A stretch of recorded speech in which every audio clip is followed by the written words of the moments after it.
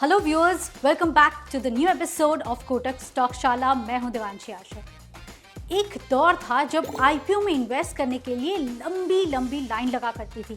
Investors पहले IPO के forms भरते, फिर डिमांड ड्राफ्ट और चेक्स लेके बैंक्स में लाइन लगाते और फिर एप्लीकेशन फिल करते ही बैंक्स उतने एप्लीकेशन अमाउंट को डेबिट करते और कंपनी को फंड्स ट्रांसफर हो जाते। अब अगर आईपीओ में शेयर्स अलॉट हो जाते तो 2 से 3 महीनों में शेयर सर्टिफिकेट्स कुरियर से आपके घर पे डिलीवर हो जाते। पर अगर आईपीओ नहीं लगा तो रिफंड आते आते भी 2 से 3 महीने लग जाते थे और तब तक पैसे फंसे रहते थे। उफ, क्या दिन थे, कितना टीडियस प्रोसेस हुआ करता था। लेकिन जब से एस्बा आया, आईपीओ में अप्लाई करना मैगी बनाने जितना आसान हो गया। इनफैक्ट मैगी बनाने में तो फिर भी ज़्यादा काम है, आईपीओ एप्लीकेशन में तो अब सिर्फ 1 मिनट लगती है। तो क्या है ये एस्बा जिसने आईपीओ के पूरे प्रोसेस को पूरी तरह से बदल दिया और सेफ भी बना दिया?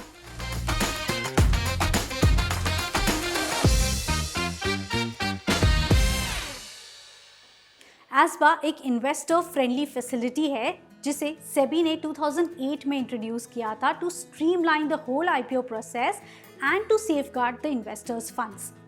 एस्पा का फुल फॉर्म होता है application supported by blocked amount. ये बहुत ही सिंपल, आसान और कन्वीनियंट तरीका है जिससे इन्वेस्टर्स बिना पैसे को ट्रांसफर किए आईपीओ में शेयर्स के लिए अप्लाई कर सकते हैं। तो जब आप एस्बा यूज करते हैं तो आप अपने बैंक को ऑथोराइज करते हैं कि वो आपके अकाउंट में आईपीओ की एप्लीकेशन मनी को ब्लॉक कर दे।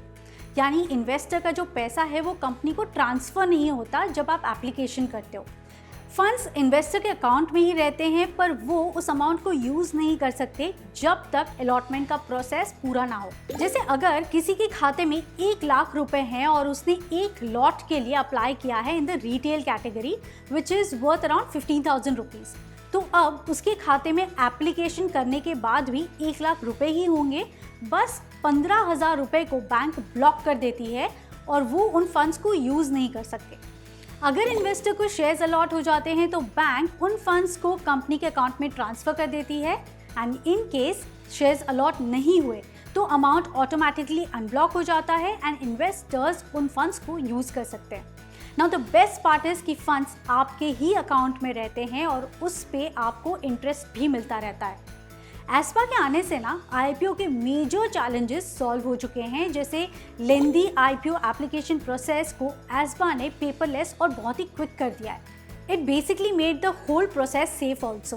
पहले आपकी जो पर्सनल डिटेल्स हुआ करती थी वो लीक होने का रिस्क था और फंड्स भी मिसयूज होने के चांसेस थे क्योंकि आपका पैसा 2 से 3 महीनों तक कंपनी के पास रहता था। पर एस्पा ये इंश्योर करता है कि फंड्स सिर्फ एप्लीकेशन के लिए ही यूज हो और उसका कोई भी मिसयूज ना हो and transactions are more secured now.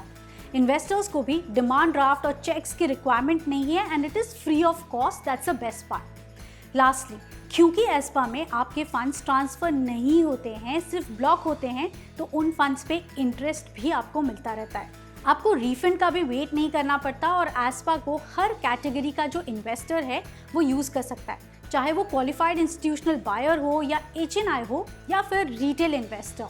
And IPO के अलावा जो एस्पा है वो एफपीओ राइट्स इश्यू के लिए भी यूज हो सकता है।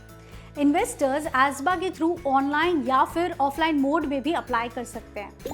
चलिए अब क्विकली ये समझ लेते हैं कि आप एस्पा के थ्रू अप्लाई कैसे कर सकते हो आईपीओ में। सबसे पहले ऑनलाइन एप्लीकेशन समझेंगे और उसके बाद ऑफलाइन मेथड को भी समझेंगे। तो ऑनलाइन मेथड में इन्वेस्टर्स नेट बैंकिंग सर्विसेज को यूज करके एप्लीकेशन सेंड कर सकते हैं। तो सबसे पहले तो नेट बैंकिंग में लॉगिन कर लीजिए, उसमें इन्वेस्टमेंट सेक्शन पर जाइए and then click on the IPO menu. जिस आईपीओ में अप्लाई करना चाहते हैं उस पर क्लिक कीजिए। Now fill in the necessary details जैसे आपका name, PAN card number, demat account number etcetera. उसके बाद बिड डिटेल्स में number of bids and price को फिल कीजिए। इसमें आप कट ऑफ प्राइस को टिक कर सकते हैं। बस ये करने के बाद अपनी एप्लीकेशन को सबमिट कर दीजिए एंड डन।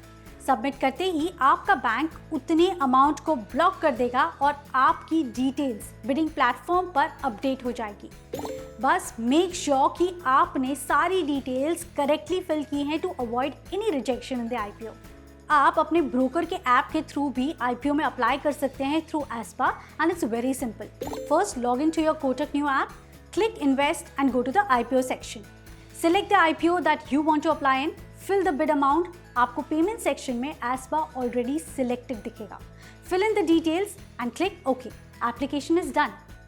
अब ऑफलाइन मेथड के लिए आपको ASBA के एप्लीकेशन फॉर्म को डाउनलोड करना है फ्रॉम द BSE और the NSE website. Fill in the details और इसे फिजिकली बैंक में सबमिट करना है. रिमेंबर कि ASBA के लिए आपका अकाउंट किसी भी सेल्फ सर्टिफाइड सिंडिकेट बैंक में होना ज़रूरी है. इन बैंक्स के पास सेबी का रजिस्ट्रेशन होता है जो इन्हें ऑथराइज करता है ASBA सर्विसेज ऑफर करने के लिए. लास्टली, बहुत सारे इन्वेस्टर्स हमें ये क्वेश्चन पूछते हैं कि can you withdraw your ASBA application.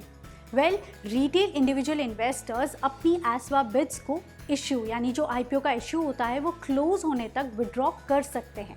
Online process में आपको ब्रोकर के जो प्लेटफॉर्म है उस पर ऑप्शन मिल जाता है और ऑफलाइन के केस में बस एक साइंड लेटर आपको बैंक में सबमिट करना होता है. लेकिन नॉन रिटेल पार्टिसिपेंट्स अपने बिड्स को विदड्रॉ नहीं कर सकते completely, but they can modify their bids. So I hope अब आपको ASBA की पूरी जानकारी हो गई होगी.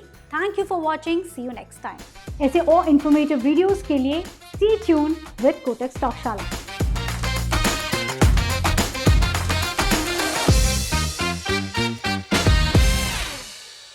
Investments in securities market are subject to market risks. Read all the related documents carefully before investing.